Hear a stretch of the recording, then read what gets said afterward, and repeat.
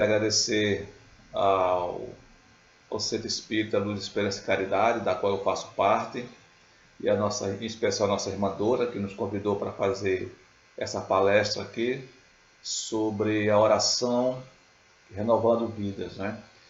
E antes de mais nada, vamos agradecer a Deus por estarmos de volta ao mundo dos encarnados, agradecer a Ele por estarmos aqui com saúde, agradecer a Ele pela oportunidade do trabalho, agradecer a Ele por nós podermos colaborar diante deste momento que passamos, um momento difícil, né?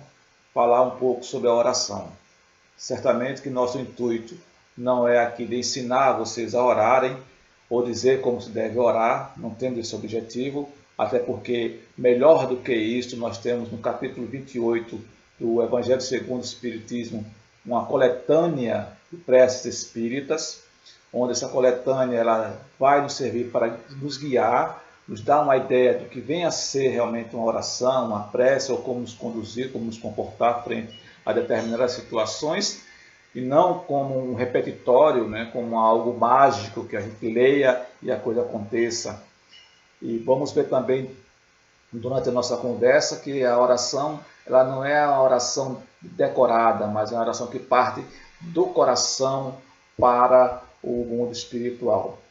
Claro que sozinho eu não conseguiria fazer essa palestra, né? E por isso mesmo eu tomei a liberdade de convidar alguns amigos para nos trazer a sua fala, trazer suas experiências, trazer o seu conforto, para fortalecer aquilo que também eu acredito.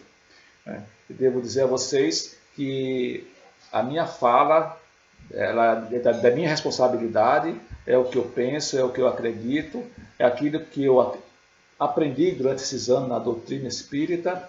Então, pode não representar necessariamente aquilo que o Espiritismo tem nos ensinado. De repente eu posso cometer erros, posso cometer grandes gafes, aí eu peço de antemão que vocês me perdoem, mas é a minha fala, o que eu aprendi.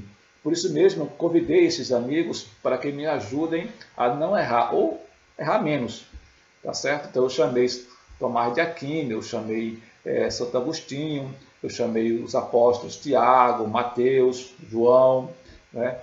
Eu chamei também o sacerdote filósofo Gregório, né? Enfim, chamei algumas outras personalidades que pudéssemos nos dar força e amparo para que a nossa fala não ficasse vaga, ou que simplesmente tivesse dita de cabeça, certo? Então vamos convidar, no primeiro momento, eu vou chamar o profeta Samuel, que ele faz, naquele instante, uma aclamação e um pedido a Deus no seu momento de dificuldade, e ele nos mostra como é que essa oração é feita, né? Porque nós vamos ver também se é lícito, ou seja, é válido nós orarmos pedindo coisas materiais, né, para nós. Se nós podemos orar pelos outros, se nós podemos orar pelos nossos inimigos, tá certo? Qual é a questão da fé, qual é a questão dessa segurança que nos traz? Então, tudo isso eu vou tentar trazer para vocês, porque a nossa mensagem ela pretende ser uma mensagem curta, né? Até porque a oração ela é uma oração que é de cada um, não é algo que possa se dizer certo ou errado, mas é de cada um, por isso mesmo que cada um no final poderá tirar suas conclusões. E aí nós vamos ter o profeta Samuel, que vai dizer o seguinte: as ondas da morte me cercaram, as torrentes da destruição me aterrorizaram, as cordas da sepultura me envolveram, as armadilhas da morte me confrontaram. Na minha angústia, clamei ao Senhor, clamei ao meu Deus. Do seu tempo, ele ouviu a minha voz.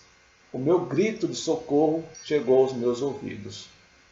E aí nós vamos perceber que o que Samuel ele vai nos trazer nada mais é do que uma comunicação simbólica, uma comunicação que nos dá a ideia de que ele está ali presente, né? Que ele está conversando com Deus, que ele acredita que Deus está respondendo e que Deus vai estar ali lhe atendendo. E depois nós vamos entender também o seguinte: de modo geral, a desgraça ela é representada pelo sofrimento que nós temos, e este, pelo incômodo da dor, é o estímulo para o indivíduo mudar. Talvez em uma situação de conforto, não se encontre motivo para uma mudança. Mas o sofrimento, este tira o indivíduo da sua zona de conforto e o faz procurar soluções que o aliviem das suas dores. Às vezes, mas muitas vezes, quando o coração é duro, as dores são duras e longas. Então nós vamos entender que a oração ela tem 3 aspectos. O primeiro é louvar, que é reconhecer, tá, a sabedoria divina. Depois, pedir, que é aquilo que nós pedimos simplesmente pelo que queremos. E por fim, agradecer, que é a gratidão pelas benesses que recebemos. Então, descobrimos o poder da oração nos momentos de sofrimento, porque a oração é a expressão de um desejo. E é aí que nós vamos perceber, e aí vamos reparar, principalmente na oração de Francisco de Assis, em sua primeira frase, ele nega a si mesmo e se entrega por completo à sua fé. Quando ele diz: Senhor, fazei-me instrumento de vossa paz. Vamos ver também que no Salmo 23 temos uma demonstração de segurança e proteção, bem acompanhado com certo sabor de vitória sobre os inimigos. E aí esta expressão de desejo, a oração não é dirigida a Deus para que mude seus desígnios, mas para que se consiga dele o que desejamos para nós. O movimento pela vontade da oração conduz o indivíduo a Deus, que é o sumo bem, por bondade piedosa, atende oportunamente ao pedido exposto da oração. E é aí que quando Jesus vai nos dizer: e tudo que pedirem em oração, se crerem, vocês receberão. Então, perceba que não basta simplesmente o fato de nós pedirmos, de nós estarmos ali querendo que a coisa aconteça. Precisamos acreditar, precisamos confiar. E aí eu conto a história breve para vocês de um alpinista que ele estava descendo uma determinada montanha, que estava ficando escuro, e quando chega a um certo ponto, anoitece, e ele não consegue mais ver a parte do solo. E ele começa a orar, começa a pedir ali ajuda para que pudesse ser socorrido. E escuta uma voz, corte a corda. E ele começou a estranhar aquilo dali, cortar a corda aqui, isso não é bem a coisa de Deus, Então tem alguma coisa errada aí. Ele continua orando e a voz continua dizendo: corte a corda. Bom, ele não cortou a corda. E na manhã seguinte a equipe de socorro chega e encontra ele congelado, agarrado na corda, congelado a 1 metro do chão. Então não é necessariamente você apenas orar, mas você também tem que acreditar naquilo que você está pedindo. Bem, daí entendemos que assim como o que está próximo do fogo melhor se aquece, aquele mais próximo de Deus melhor lhe faz ouvir. E Tiago vai nos trazer isso quando ele diz: aproximem-se de Deus e ele se aproximará de vocês. Pecadores, limpem as mãos, e vocês que têm a mente dividida, purifiquem o coração. Temos outra questão, que é quando não sabemos pedir, ou quando o pedido está afastado do nosso bem. Deus não há de atender. E Tiago, novamente, ele vai reforçar: quando pedem, não recebem, pois pedem por motivos errados para gastar em seus prazeres. Isto faz nos lembrar uma história de uma mãe que tinha um filho acamado, um filho jovem acamado, e que todo dia, diante do altar de Nossa Senhora, da qual ela era devota, ela pedia que ocorresse um milagre e o filho dela voltasse a andar. Ele era muito jovem, não era justo que ele estivesse ali, e que tinha toda uma vida pela frente, e que pedia todas as vezes a Nossa Senhora uma cura. Um belo dia, ela acorda, não encontra o filho na cama e vai procurá-lo na casa. E encontra ele na cozinha, fazendo o café da manhã. Claro, né? Que dali para ela foi uma felicidade, foi algo extraordinário, um milagre aconteceu. Nossa Senhora atendeu os seus pedidos. E isso aí espalhando pela vizinhança, o milagre que tinha acontecido, que o filho dela tinha sido curado. E o filho ainda jovem, né, na flor da idade, vai procurar emprego, e vai curtir a vida, e vai sair com os amigos, e se envolve com bebida, e se envolve com coisas banais, se envolve com drogas, e nesse processo torna-se violento, e quando chegava em casa, às vezes a mãe ia falar, ele batia na mãe, e a vida dela tornou-se um inferno. Arrependida pelo que ela tinha pedido, ela volta a Nossa Senhora, né? Ela volta a Nossa Senhora e começa a falar para ela do que estava acontecendo. E pedindo para ela que, se possível fosse, a vida dela voltasse a ser como era antes.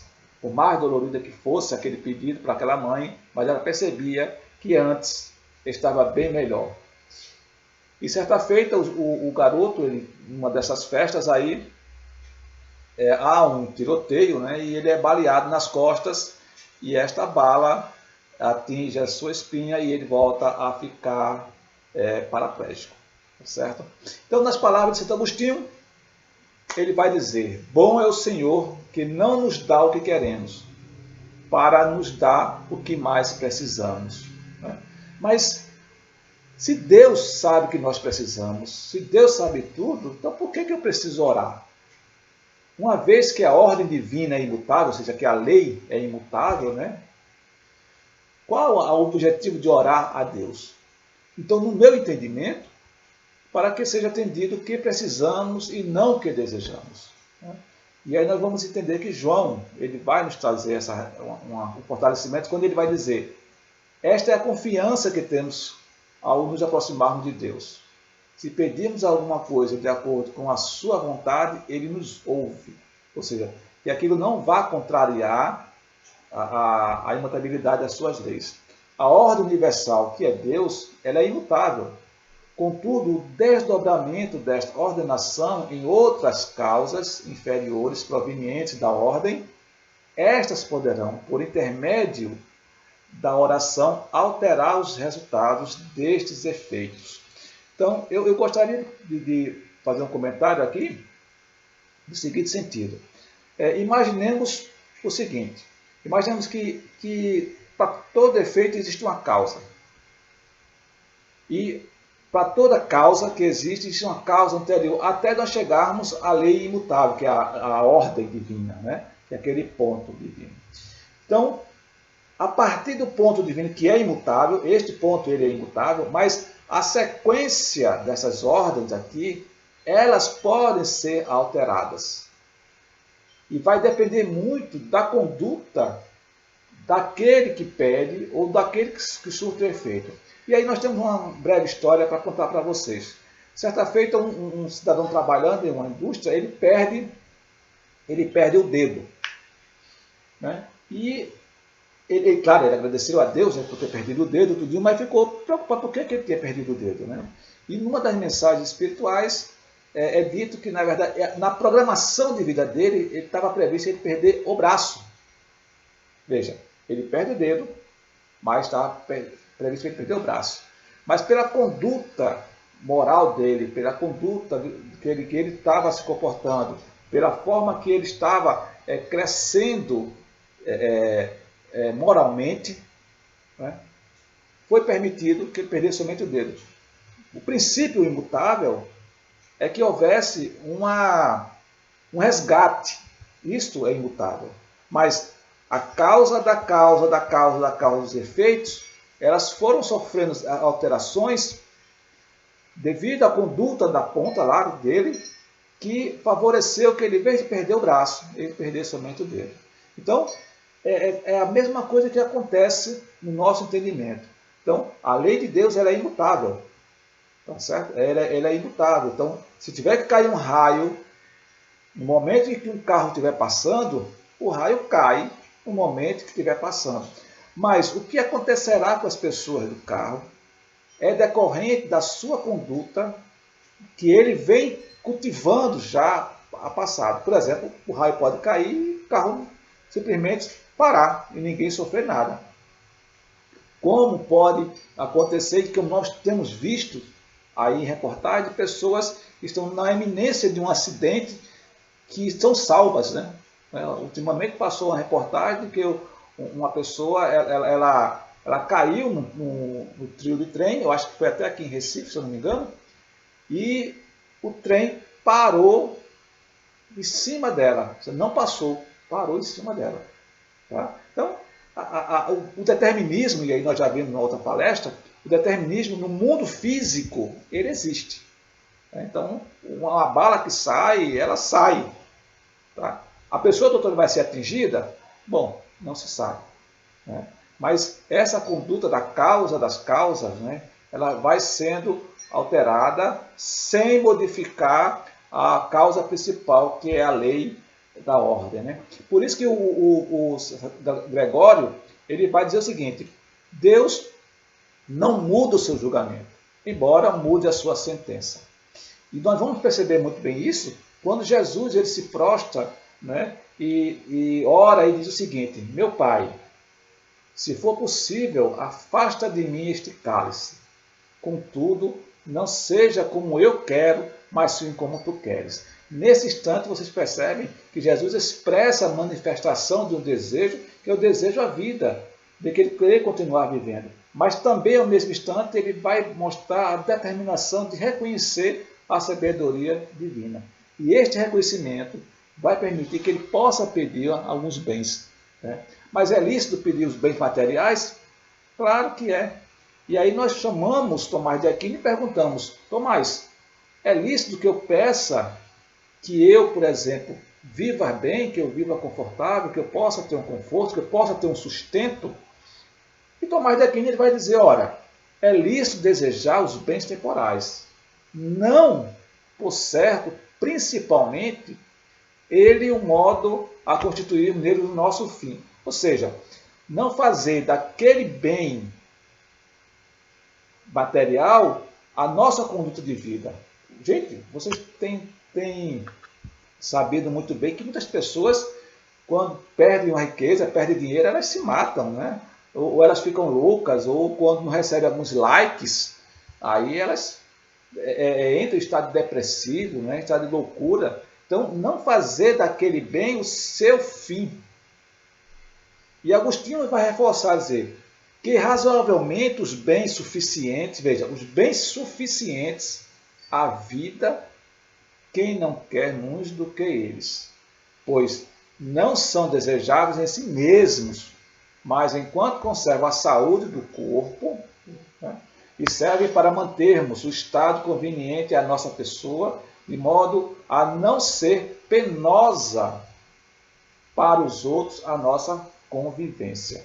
E realmente nós vamos notar aí que quando nossos recursos eles são poucos, não é? Ou quando nós achamos, não, Deus nos dará. Gente, Deus não nos dá nada, tá certo? Ele favorece-nos que possamos ir buscar. E favorece também que através da oração possamos pedir, né, que nos dê força, saúde, coragem, nos dê trabalho, disposição, para que a gente conquiste. Não é? Eu acredito que Deus não tem interesse que a gente tenha tudo de mãos beijadas, mas que a gente conquiste, porque a conquista ela é muito satisfatória. É muito, muito satisfatória. Repare que quando você ganha um dinheiro suado, trabalhado ali, teu dinheiro estica, rende, você consegue fazer muitas coisas ali. Mas quando o dinheiro vem fácil, ele vai embora fácil, do mesmo jeito. Então esta conquista aí é que é importante. Por isso que a nossa convivência com os outros que é importante. Né? Ah, mas eu posso pedir, por exemplo, para que o meu primo, a minha mãe, meu pai, eles também tenham as coisas boas, eles consigam? Claro que sim. E pelos meus inimigos? Eu tenho que orar por eles? Muito bem. É uma pergunta muito interessante. E aí nós vamos perceber, tá certo, que o próprio Tomás de Aquino ele vai dizer, ora, devemos desejar o bem, não só para nós, mas também para os outros. Olha aí, o que pertence ao amor por natureza, que devemos ter para com os próximos, como do sobredito resulta. Por isso a caridade, e aí ele vai dar um toque na caridade, ele amplia o contexto de caridade, que a caridade exige que oremos pelos outros. Ora, perante Deus, é mais doce a oração, que não se funda na necessidade, mas se inspira na caridade fraterna. Temos a certeza, tá certo, que isto é muito profundo. Orar pelos outros não é fácil, principalmente quando se trata de algum desafeto. Nós sabemos que os nossos desafetos, eles nos travam, né, de uma certa maneira. Né? A gente se fecha como um tatu-bola. Quem não sabe o que é um tatu-bola, dá uma pesquisada na internet e veja como é que ele age quando ele é atacado. Ele se fecha todo, né, e a sua capa, né, sua proteção, né, sua carcaça, ele serve ali para proteger ele. Nós nos fechamos assim, igual um tatu-bola. Quando a oração ela precisa que nós possamos descamar, tirar as camadas, né, de orgulho, de vaidade, de prepotência, né, de soberba, para alcançarmos alguma coisa. Por que eu estou falando tudo isso? Porque às vezes a nossa oração ela não passa do teto da nossa casa. Às vezes nós oramos, pedimos, tal, e ela não consegue chegar no teto da casa. Mas não consegue chegar no teto por quê? Porque são palavras que saem apenas da nossa boca, sem pressão nenhuma. Né? Aceleração. Imagine que você está orando, mas ela está sendo filtrada ou abafada pelas escamas da vaidade, do orgulho, do ressentimento, da raiva, às vezes do desejo que você quer, mas está longe de alcançar, porque, como falei naquela história da senhora que orou pelo filho e que não soube por que estava pedindo, por que estava acontecendo. E tem um outro detalhe também, gente. Às vezes não, eu acredito que todas as vezes que nós passamos por momentos difíceis, não estamos desamparados. Não estamos desamparados. É que precisamos passar por aquele momento, tá, de sofrimento para a maturidade. Parece algo masoquista, né? Às vezes eu penso até que essa ideologia do masoquismo religioso, ela não deveria ser tão pregada, que o sofrimento, a santificação do sofrimento. Não é isso que eu estou querendo colocar, santificação do sofrimento. Não é. Mas o que eu estou querendo colocar é o seguinte, é que quando nós estamos passando por um momento difícil, sabemos que aquele momento vai passar. Não sabemos o resultado dele. E como nós não sabemos o resultado dele, a melhor maneira que temos que passar por ele é a melhor maneira. Então, a oração ela vai nos ajudar a isso. Primeiro, vai nos ensinar a orar, como nós já vimos no início, que o sofrimento ele vai despertar esse sentimento de oração. Depois, vai também despertar a questão da nossa conduta de fé. Será que de fato nós temos fé? Porque fé não é simplesmente crer, não é simplesmente isto, né? Mas está para além disto. É você acreditar naquilo que você não está vendo, naquilo que não tem comprovação, e sentir a certeza de que aquilo existe. Né? É algo que parece complicado, mas a fé vai estar nisso. Né? Assim como me fez lembrar uma história do jovem que caminhava no deserto, perdido no deserto lá, e de repente orando, pedindo ajuda, ele vê ao longe uma fonte. Para você ter mais água, despeje essa garrafa dentro do cano. Eu perguntaria a você, você faria isto? Você com sede, já por horas andando no deserto, você despejaria a garrafa de água ali para bombear e ter mais água? Percebe que eu falo sobre fé? Percebe que eu falo sobre oração? Então, esse contexto de oração, já nós já dissemos os 3 pontos básicos da oração, que é agradecer, né? Agradecimento é a reverência, né? Vamos lá, que é louvar, né? Louvar é a reverência que você faz e o reconhecimento de algo que está superior a você. No nosso caso, nós somos cristãos, o Deus, né? Nosso Deus, né? Jesus, os espíritos benfazejos, louvar a proteção dele, pedir, mas pedir dentro daquilo do possível, do necessário, pedir aquilo que nos dê sustento, pedir aquilo que nos mantenha no momento de guarda, com principalmente saúde, nesse momento que estamos passando de pandemia, muitos de nós estamos rezando para não pegar o coronavírus, mas também temos que pedir que, se for que temos que passar por isto, força suficiente para que a gente consiga superar isso aí. E por fim, agradecer a Deus, porque nós somos bastante vaidosos de acharmos que vamos dormir e amanhã vamos acordar. Né? Todos nós fazemos isso, né? Vamos dormir na certeza que outro dia nós vamos acordar. Isso é a nossa vaidade, tá certo?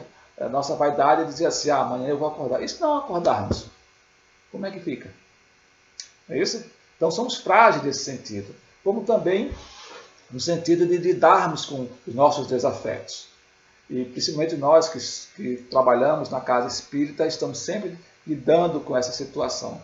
Né? Imagine você diante de 15, 20 passistas, 200 pessoas, senta na sua cadeira quem?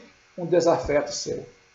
Como é que você vai lidar com isso? Né? Como é que você está preparado com isso? Como é que ele está preparado para você com isso? Né? Como é que ele vai aceitar isto? Tá certo? Então veja que é uma relação difícil, não é uma relação fácil. Tá? E por isso que essa descamação daquele momento que temos que realizar para podermos, de fato, ouvirmos as palavras de Leon Denis, quando ele vai nos dizer o seguinte, nesse aspecto, ele vai dizer o seguinte, ele vai dizer, a fé vivaz, a vontade, a prece e a evocação dos poderes superiores, que são os espíritos benditos, ampara o operador e o sensitivo. Quando ambos se acham unidos pelo pensamento e pelo coração, a ação curativa é mais intensa. Claro que pode acontecer que um ou outro ali fique na retaguarda, na proteção. Mas nós que temos uma consciência espiritual já diferente, um pensamento diferente do Cristo, nós temos que atender ao seu pedido. E Jesus ele vai nos dizer, através da fala de Mateus, ele vai dizer o seguinte, peçam e lhes será dado. Busquem e encontrarão. Batam e a porta lhes será aberta. Pois todo aquele que pede, recebe. O que busca, encontra. E aquele que bate, a porta será aberta. Então, percebam, gente, aí que depende da gente. Né? O mundo espiritual ele está aberto para que nós possamos entrar. Mas precisamos ter a chave. Né? E eu lembro muito dessa passagem de André Luiz, quando ele chega no umbral, né, e começa a orar, se encontra naquela situação de sofrimento, de dor, ele começa a orar e não é socorrido. E quando ele está nas últimas, suas forças já estão desgastadas, simplesmente ele diz assim, Deus, me ajude.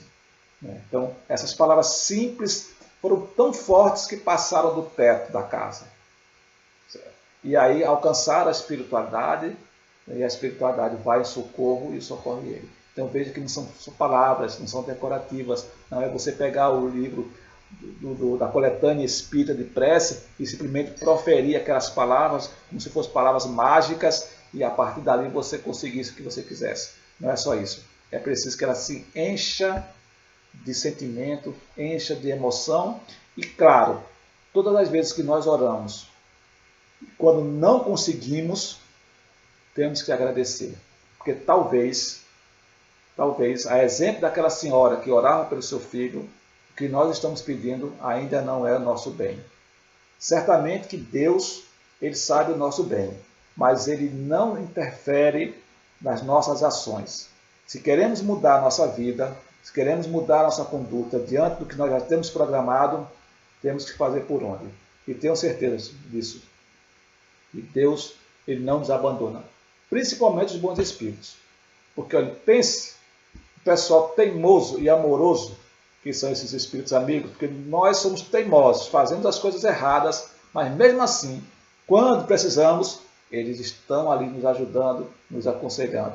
E às vezes, como um bom amigo, nos deixa sofrer um pouquinho, apanhar um pouquinho, para entender que o amor de Deus está para além do que simplesmente as maravilhas e os confortos da zona de conforto que queremos.